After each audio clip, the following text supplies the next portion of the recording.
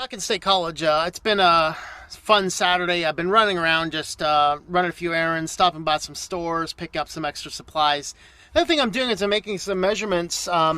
If you remember from the video where we built the bed, I put this nice little access hatch down here, which works great, except sometimes things get lost down there. So what I'm looking at doing right now is I want to put a lower shelf under the back of the garage, enough that I can slide some bins easily in and out of there so that I can access a few smaller things without pulling everything out of the back. And then I want to put a barrier there to keep things I put in this hatch from falling to the back, which means I can only access them from inside. But that's actually okay because the stuff that's back there I would rarely need to access from inside anyway. So I'm kind of out doing some measurements, running around doing that. In the meantime, I did have to swing by and pick up some supplies.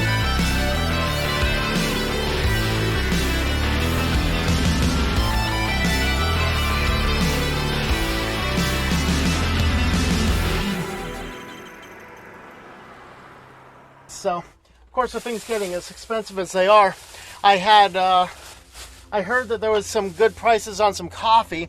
So this guy here is a 38-ounce coffee can. They were selling for $8, and that's a ton. So what I'm actually going to do is I'm going to use my food saver. I'm going to split that down.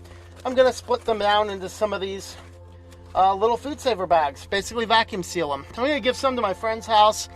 They're a little low. They don't drink a lot of coffee, but they keep coffee around for guests. I said, well, I'm going to buy a bunch of coffee. I'll just leave some with you. So I'm going to go ahead and freeze this down into however many little airtight bags I can, and then just kind of store those in their individual bags. That way I have some coffee without this massive can that's going to get in the way of storage. So I don't want to do that. I do like peanuts, and that particular store has way too many of them. This is a 5-pound bag of peanuts that only cost me $6. Likewise, my friends where I'm staying, they love peanuts, and so I'm going to leave probably about a quarter or so of the bag with them, and then I'm going to put some in jars for me, and then I'm going to, again, vacuum seal the rest of them there. And then, of course, I went to the store and picked up a few things. So I was low in chicken, and man, food's getting expensive, and Wegmans is getting extraordinarily wasteful with their packaging. This is absolutely insanely stupid and wasteful packaging. But this was not even a pound of chicken in this massive thing. So we're going to open that up and vacuum seal those now as well, because I don't have room for all that. But anyway, let's go ahead and get started on the vacuum sealing, and then hopefully I'll find something. If not, we're just going to get the supplies together and I'll build something for the back. I'm hoping to just be able to buy some type of shelving unit that I can slide back there and put things in and out. We'll see what happens. I'm going to go over to Lowe's next and see what they have up there.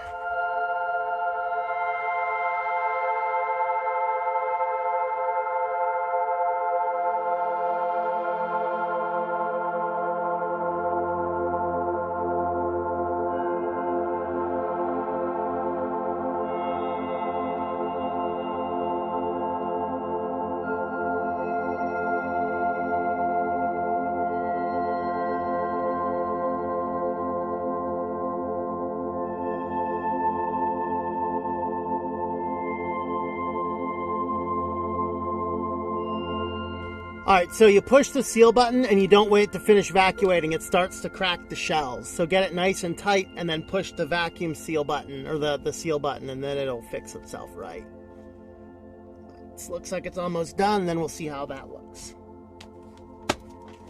There we are. Got a package of peanuts, nice and vacuum sealed. So that gave us a lot of peanuts and a lot of coffee in those. I still have I'd say about a quarter of that bag left, and I put some extra in a container for me. I'll have those this week. But yeah, that was a good deal. $5-6 for that, and I'll throw those peanuts in the back storage, dry food storage, and have peanuts for a while. There's one measurement I did not take is the height. I could do anything small and dividing. The corkboard's nice because it's going to provide a little bit of airflow. This is a little bit cheaper, but that's 2x3, that's 2x4. I think I'm going to go with a couple pegboards. I'm going to need probably 2 of them.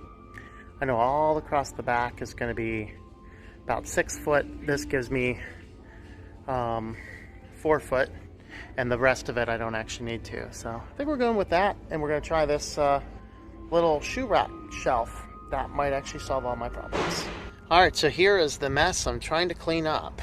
And as you can see, if I need to get out here for pretty much anything, it means taking a lot of stuff out. The tools, I got to take out this and this and this and this and move everything around. If I need the excess food, and take out this and this, which isn't too bad. The diesel tank slides out. That's nice. That's kind of a new spot. I just started putting that one there. And then, of course, I have this one. This bin's empty right now. That's actually from my laundry bin. So dirty laundry goes in here, and then I have books over here for if I'm at a book convention. They always allow you to sell books if you're at a book convention. This is some spare winter stuff, which I probably may not need. This is a little bit more spare winter stuff.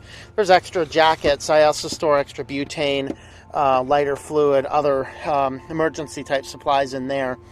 And back behind all that is a bag of tools. And then we're getting a lot of other stuff back there. Now, I took the bike out, of course, and there's bike mounts up here, which I was thinking about using to mount up. I have 2 spare bags. This is one of them. The other one's up in storage. And that one is, those are both bags with things like extra blankets, winter clothes, and things. I was thinking about mounting those up top. The problem is, the back strap actually mounts right on this side, which is where I access the extra storage hatch from inside. And so if I run that straight over, that's going to interfere. Now with this, I might pull this bracket off, move it over closer to here, run at a little angle. That won't interfere quite as much. And that might allow me to put those up. Also, I'll block off this light, but this light is pretty much worthless, so I don't care if I block it off. I might just take that out and maybe put it somewhere else. I don't know.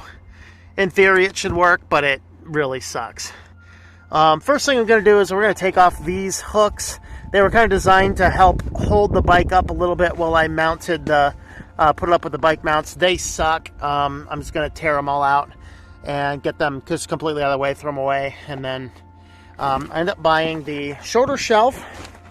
Now the problem with the little shorter shelf here is I have these 2 supports, base supports for the bed brackets, and I have to go in between those, which is approximately 40 inches.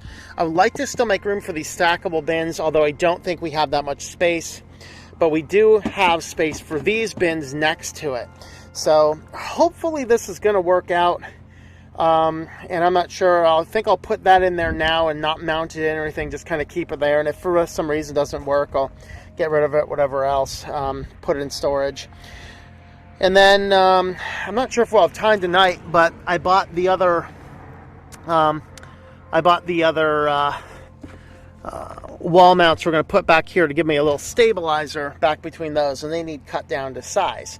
So we're just going to go ahead and start working here.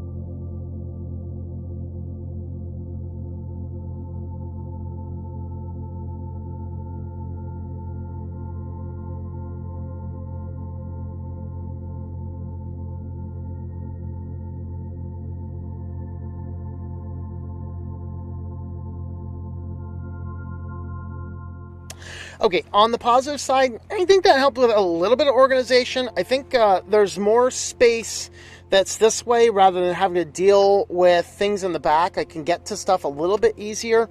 The downside, that little rack is already buckling under the weight of what's on it. It is not going to survive the first drive. Look at this right there. This guy right there, is already breaking through.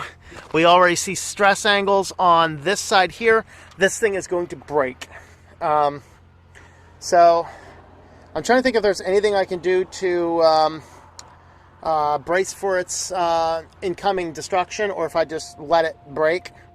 I don't know yet, but we'll figure that out. It shouldn't cause a catastrophe. If it does, all it's going to do is smash my disposable wipes down there. And okay, but that is not the solution I was looking for.